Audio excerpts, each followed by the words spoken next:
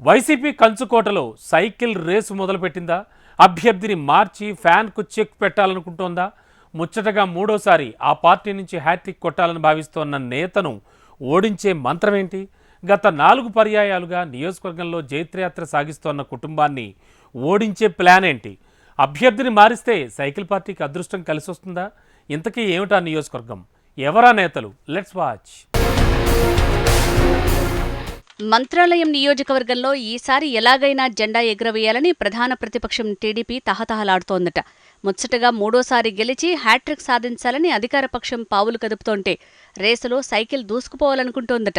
నియోజకవర్గం ఏర్పడినప్పటి నుంచి జైత్రయాత్ర కొనసాగిస్తున్న ఆ కుటుంబ విజయానికి చెక్ పెట్టాలని స్కెచ్ వేస్తోందట. ఈసారి ఏదైనా అద్భుతం జరుగుతుందేమోనని తెలుగు తమ్ముళ్లు ఎదురుచూస్తుంటే పాత కథ పునరావృతమవుతుందని వైసీపీ గట్టి ధీమాతో ఉంది. ఉమ్మడి కర్నూలు జిల్లాలో ఆధ్యాత్మిక కేంద్రాలకు కొదవే లేదు. 2009లో జరిగిన నియోజకవర్గాల పునర్విభజనలో ఉమ్మడి కర్నూలు జిల్లాలో శ్రీశైలంతో పాటు మంత్రాలయం కొత్త నియోజకవర్గంగా ఏర్పడింది. మధ్వాచార్యుల పరంపరకు ముఖ్య ఆధ్యాత్మిక క్షేత్రంగా ఉన్న మంత్రాలయం 4 మండలాలతో 15 సంవత్సరాల క్రితం నియోజకవర్గంగా ఏర్పాటైంది. మంత్రాలయం, కోసిగి, కౌతాళం, పెద్దగడబూరు మండలాల్లో 1,87,000 మంది ఓటర్లున్నారు. అయితే నియోజకవర్గం ఏర్పడిన నాటి నుంచి అక్కడ ఫ్యాన్ స్పీడ్ తగ్గలేదు. గత 3 ఎన్నికల్లో ఆ పార్టీ నేత గెలిచి జైత్రయాత్ర కొనసాగిస్తున్నారు.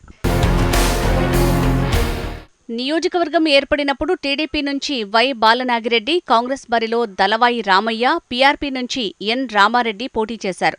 10,000 ఓట్ల మెజారిటీతో తొలిసారి ఈ నియోజకవర్గంలో గెలుపును అందుకున్నారు వై బాలనాగిరెడ్డి. బాలనాగిరెడ్డి మంత్రాలయం మండలంలోని తన సొంత గ్రామం రాంపురంలో గ్రామ సర్పంచ్గా తన రాజకీయ ప్రస్థానాన్ని ప్రారంభించి సింగిల్ విండో అధ్యక్షునిగా పనిచేసి టీడీపీ నుంచి నూతనంగా ఏర్పడిన మంత్రాలయం నియోజకవర్గంలో పోటీ చేసి కాంగ్రెస్ అభ్యర్థిపై విజయం సాధించారు. అనూహ్యంగా 2011 తర్వాత వైసీపీ తీర్థం పుచ్చుకుని 2014, 2019 ఫ్యాన్ గుర్తు నుంచి బరిలోకి దిగి 3 సార్లు ముచ్చటగా విజయం సాధించారు. ఇప్పుడు 2024లో ఎన్నికలకు వైసీపీ తరపున పోటీకి సిద్ధమయ్యారు.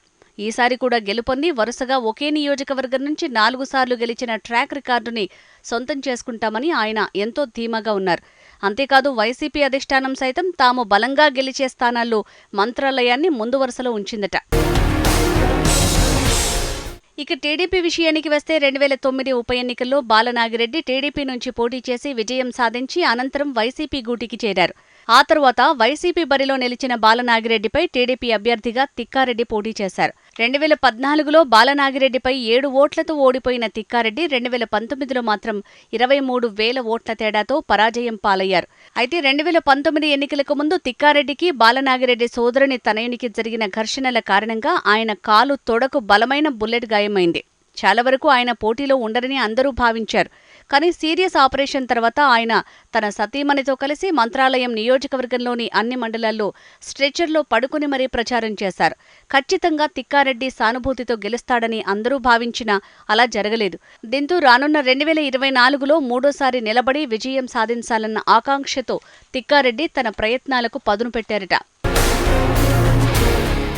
అయితే 2 సార్లు మంచి అవకాశం వచ్చినా ఆశించిన స్థాయిలో వినియోగించుకోలేకపోయారనే భావన టీడీపీ అధిష్టానంలో ఉన్నదన్న ప్రచారం జోరుగా సాగుతోంది. అందుకే ఈసారి మంత్రాలయం టీడీపీ అభ్యర్థిని మార్చే అవకాశం ఉందంటున్నారు రాజకీయ పండితులు. నియోజకవర్గంలో వాల్మీకి ఓటర్లు ఎక్కువగా ఉన్న నేపథ్యంలో ఆ స్థానం తమకు కేటాయించాలని వాల్మీకి బోయ నేతలు అధిష్టానానికి విజ్ఞప్తులు చేశారట. కోసిగి మండలానికి చెందిన బీసీ టీడీపీ నేతలు ఉల్లిగయ్య, రామిరెడ్డి టికెట్ కోసం తీవ్ర ప్రయత్నాలు చేస్తున్నట్లు సమాచారం. మరోవైపు ఇదే నియోజకవర్గానికి చెందిన మాధవరం రాఘవేంద్రరెడ్డి సైతం గట్టిగానే ప్రయత్నిస్తున్నారట. ఆయనకు ఏకంగా టీడీపీ అధిష్టానం ఆశీస్సులు ఉన్నాయని, అతనికి ప్రచారం చేసుకోవాల్సిందిగా ఆదేశాలు అందాయన్న వార్తలతో ఆ నేతలు నేరుగా ప్రజల మధ్యకు వెళ్లి ప్రచారం చేస్తున్నారు. ఇలా తాజా పరిణామాలతో తెలుగు తమ్ముళ్లలో అయోమయ పరిస్థితి నెలకొందట.